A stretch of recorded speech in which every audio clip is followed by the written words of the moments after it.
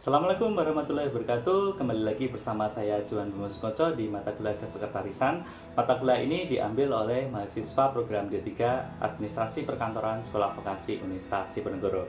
Hari ini kita masuk ke materi terkait Office Simulation terkait pengaturan jadwal kegiatan pimpinan. Jadi kalian akan mensimulasikan terkait pengaturan jadwal kegiatan pimpinan ini. Nah, ada beberapa hal yang harus diperhatikan di dalam membuat jadwal perjanjian atau jadwal pimpinan ini, yaitu pertemuan mana yang diberikan prioritas utama, kedua, dan seterusnya. Kemudian berapa lama waktu yang dibutuhkan untuk setiap perjanjian, dan selera pimpinan dalam pembuatan jadwal, serta mengetahui kebiasaan pimpinan dalam bekerja. Dan yang penting adalah mengenal relasi-relasi bisnis dari pimpinan juga teman-teman atau kolega dari pimpinan tersebut. Nah, cara mengatur jadwal pimpinan yang perlu kalian perhatikan ialah usahakan hari Senin pagi tidak ada perjanjian pertemuan agar pimpinan dapat melakukan atau memulai rencananya untuk minggu tersebut dan menyelesaikan pekerjaan-pekerjaan yang tertunda dan belum diselesaikan di minggu-minggu sebelumnya.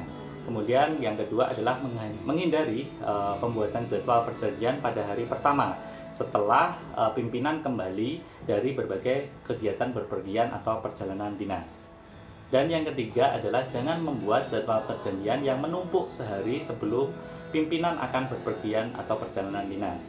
Justru persiapan-persiapan untuk kunjungan atau dalam perjalanan dinas adalah menjadi prioritas utama dari pimpinan maupun seorang sekretaris di dalam persiapannya.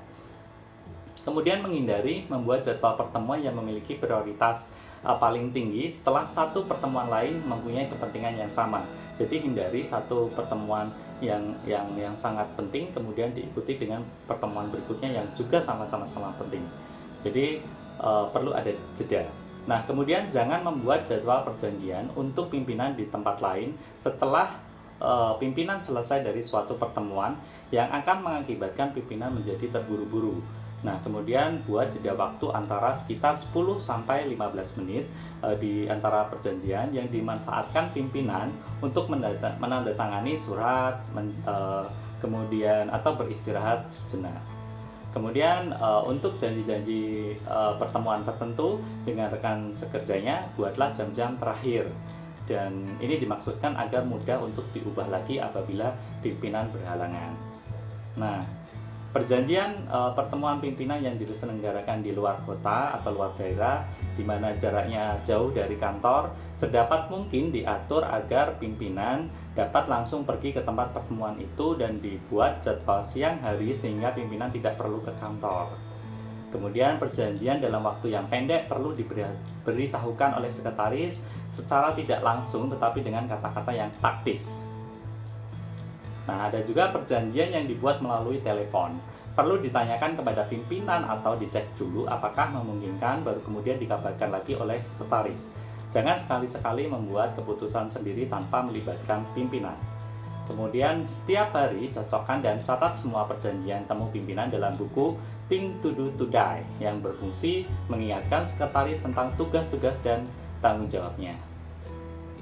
Kemudian yang perlu kalian perhatikan sebagai seorang sekretaris adalah memilih kalender perjanjian. Ada berbagai macam-macam pilihan kalender perjanjian yang dapat kalian gunakan, semacam satu halaman untuk setiap hari, atau satu halaman untuk setiap minggu, atau satu halaman untuk setiap bulan. Nah, adapun cara menunda perjanjian. Jadi kalau kita terlanjur membuat perjanjian dengan relasi, nah, ternyata tiba-tiba pimpinan berhalangan, ada tips-tipsnya. Pertama, beritahu melalui telepon bahwa perjanjian dengan pimpinan terpaksa ditunda. Kemudian, sampaikan dengan penuh penyesalan dan tawarkan untuk mengganti jadwal perjanjian yang baru. Bila karena sesuatu tugas atau sesuatu hal pimpinan keluar kota, maka sekretaris harus menunda perjanjian tersebut. Tetapi jangan memberitahu kemana pimpinan pergi atau apa keperluannya. Cukup dikatakan misalnya begini: pimpinan diharapkan tiba kembali pada hari, kemudian menawarkan untuk memperbarui janji pertemuannya berikutnya. Jadi jangan sekali-kali mengatakan pimpinan itu sedang ada di posisi mana, kemudian di daerah mana. Itu merupakan privasi dari pimpinan. Nah, kemudian apabila pimpinan sakit, maka sekretaris harus menunda perjanjian. dengan pimpinan. Namun, nah ini perlu kalian perhatikan. Kalian perlu berhati-hati karena tidak semua pimpinan mau diketahui penyakitnya. Jadi sekretaris harus mengetahui karakter pimpinan terlebih dahulu. Apakah dia mau diberitahukan tentang sakitnya atau tidak gitu. Kemudian jika pimpinan sakit atau berhalangan untuk waktu yang cukup lama, maka sekretaris dapat berkonsultasi dengan atasan pimpinan untuk memutuskan apa yang harus dilakukan. Nah, demikian materi yang dapat kita pelajari hari ini. Terakhir saya mengutip quote dari Yusuf Kala, pekerjaan yang baik tanpa perencanaan hanya akan jadi yang sulit. Perencanaan yang baik tanpa pelaksanaan hanya akan jadi arsip. Saya Johan Bimo Sukoco, sekian dan terima kasih. Assalamualaikum warahmatullahi wabarakatuh.